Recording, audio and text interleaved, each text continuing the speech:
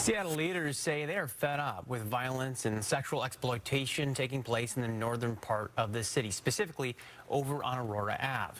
Tomorrow, council members are expected to move forward with plans that would crack down on gangs and prostitutes along an infamous stretch of road. A newly proposed law would hold pimps and johns accountable to the fullest extent of punishment and work to save sex-trafficked women with diversion programs and resources. Fox 13's AJ Janville is breaking down how this sex crime war became such a massive problem for Seattle.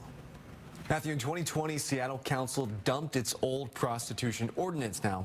Since then, city officials report dangerous gangs have infiltrated the northern part of the city, targeting students for sex work and endangering families. 3 gunmen light up a North Seattle neighborhood off Aurora Avenue. One shooter seems to fire an illegally modified machine gun. Bullets spray indiscriminately. Thoughts and prayers can go so far, but when there's a turf war happening over one specific thing. And that is sex trafficking. She had been abducted from another city. She had been brought to this neighborhood and told to go stand on the corner and make money. Police say just one sex worker can make up to $7,000 a night for a pimp on Aurora. High-stakes crime putting the entire community in danger.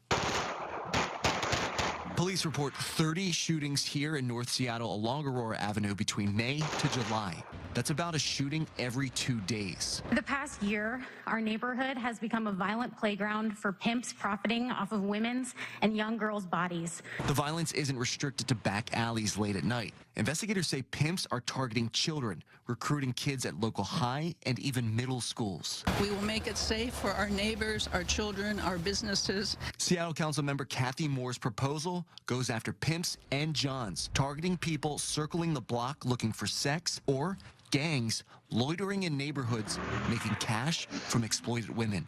The proposal then goes as far as banning convicted offenders from returning to the hot spot of sex crimes on Aurora. And for sex workers, Moore's proposal looks to provide diversion opportunities instead of jail time.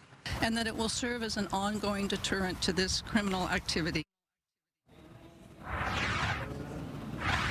If this law passes, Seattle police are expected to provide their officers mandatory training on how to deal with victims of sex trafficking.